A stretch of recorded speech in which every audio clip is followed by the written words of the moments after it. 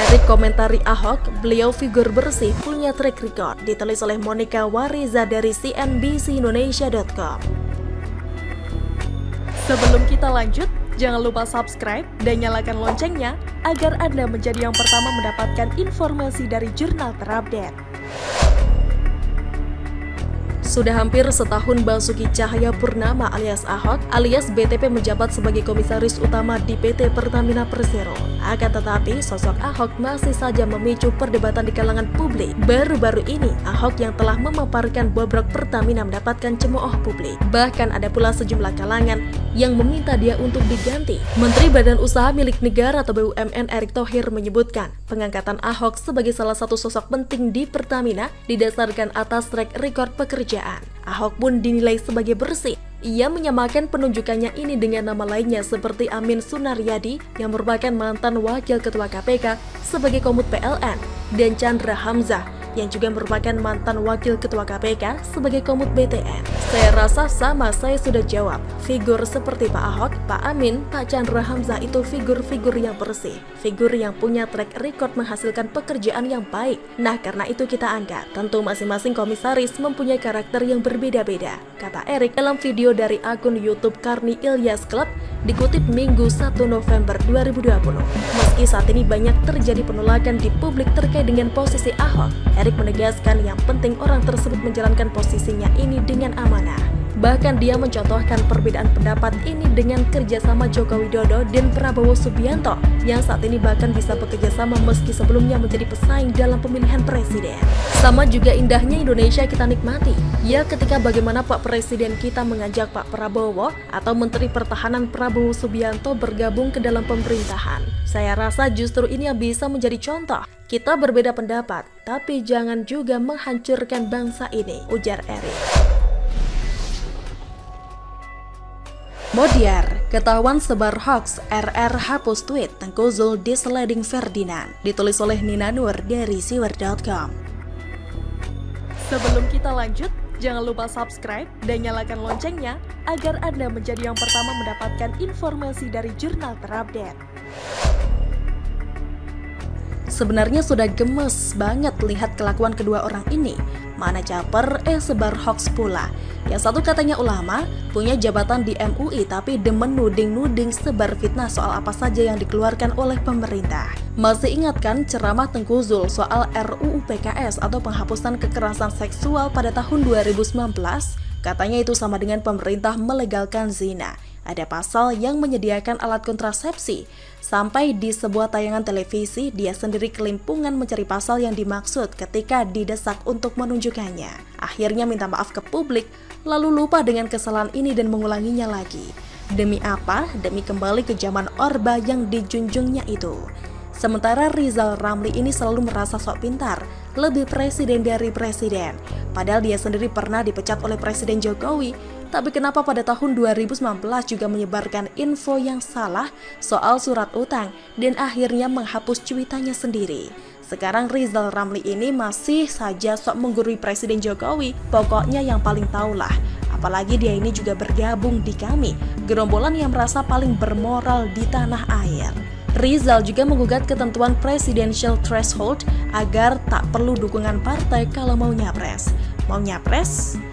Sekarang malah kena blunder lagi tuh, ketahuan menyebarkan hoax dan menghapus cuitan lagi. Hehehe. Kedua orang ini mencuit soal Omnibus Law dengan menggunakan isu pabrik Nissan yang menutup pabriknya di Indonesia. Tapi kemudian merekrut ribuan karyawan baru di Thailand. Rizal Ramli menggunakan narasi yang sama dengan Fadlizon. Loh, bukannya undang-undang Omni bakal membuat industri manufaktur Indonesia lebih menarik? Loh, kok kepiye malah kabur? Jangan-jangan salah diagnosa dan salah obat? Tanya Rizal Ramli di Twitter. Di bawah ini foto cuitan narasi dari Fadlizon di awal bulan Oktober. Serupa ya sama Fadlizon, artinya ya mereka memang segerombolan, memainkan narasi yang sama. Tujuannya apa? Tujuannya apalagi kalau bukan agar rakyat hilang kepercayaan pada pemerintahan Presiden Jokowi. Tentunya cuitan Rizal Ramli ini sudah dijadikan berita oleh suara.com, disertai dengan screenshot, jadi ada buktinya. Hehehe. Di bawah ini bukti bahwa cuitan Rizal Ramli sudah dihapus berdasarkan komentar netizen yang membongkar kesalahan mendasar Rizal Ramli. katanya pinter. Sungguh memalukan, ngakunya lebih pinter dari presiden, tapi urusan kecil gini aja sudah salah. Sementara temennya satu lagi, Tengku Zul, sehari setelah Rizal Ramli menulis cuitannya, juga mencuitkan hal serupa. Bahkan isinya mengolok-olok pemerintah atau DPR Republik Indonesia. Pabrik mobil Nissan umumkan tutup usahanya bulan Maret 2021. Loh, sudah dibuatkan undang-undang Omnibus Law kok malah tutup alias kabur ke Thailand? Emang undang-undang itu tidak ampuh toh? Walah biung. Komen dilarang galak, tulis Tengku Zul. Cuitan ini sampai saya menulis artikel ini masih ada, tapi sudah dibuatkan screenshotnya kok oleh turnbackhoax.id seperti di bawah ini. Cuitan Tengku Zul ini mendapat banyak sekali bulian dari para netizen. Rata-rata sih sama mengungkapkan hoax yang dia sebarkan, karena sama sekali tidak ada hubungannya antara penutupan pabrik Nissan dan Omnibus Law Undang-Undang Cipta Kerja. Sementara dari segi kronologi pun bisa dibuktikan. Saya lebih suka mengutip komentar Ferdinand Hutahayan yang mensliding Tengku Zul. Zul, keputusan menutup pabrik itu sudah sejak Mei 2020 sebelum Undang-Undang Ciptaker ada dan disahkan. Perusahaan raksasa seperti ini untuk pindah bukan seperti pindah kandang ayam bisa kapan saja. Mereka tutup 2021, tapi semua kepindahan di Thailand sudah berjalan sebelum di sini tutup. Yang begini saja kamu tak paham, tulis Ferdinand. Seakan tangan Ferdinand menuampar mulut Tengku Zul. Jari-jari ding, kan nge-tweet. Saya nggak tahu kenapa Tengku Zul tidak ikut-ikutan menghapus cuitannya. Gengsi mungkin, takut malu, hehehe. Dilansir merdeka.com dan turnbackhoax.id, cuitan Tengku Zul itu dikategorikan sebagai hoax. Jadi narasi bahwa penutupan pabrik Nissan di Indonesia merupakan imbas terbitnya Omnibus Law adalah tidak benar. Pengumuman bahwa Nissan menutup pabriknya di Indonesia sudah ada sejak Mei 2020. Sementara soal pemangkasan pekerja juga sudah diumumkan pada bulan Juli 2019. Semua yang dilakukan oleh Nissan merupakan kebijakan perusahaan untuk mencapai keuntungan yang lebih besar. Karena pada tahun 2019, Nissan sendiri sudah menderita kerugian. Sudah jelas ya, Rizal Ramli dan Tengku Zul menyebarkan hoax. Bedanya, cuitan Rizal Ramli sudah dihapus, namun beritanya masih ada. Sedangkan Tengku Zul masih tebal mukanya buat tidak menghapus cuitannya itu. Males bikin pernyataan maaf lagi.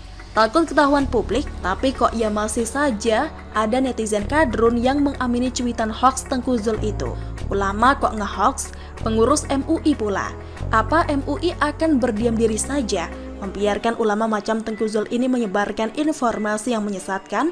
Saya tahu pemerintah sekarang lagi sibuk ngurusin pandemi dan ekonomi, jadi kita bisa membantu pemerintah dengan memviralkan terbongkarnya hoax seperti ini. Kalau mau dipolisikan, mungkin nantinya catat dululah, semua buktinya ada kok, diserok belakangan, hehehe. Selalu dari kura-kura. Bagaimana menurut Anda? Silahkan menulis komentar di kolom komentar. Jangan lupa untuk like, subscribe, dan share. Arkana pamit, sampai jumpa.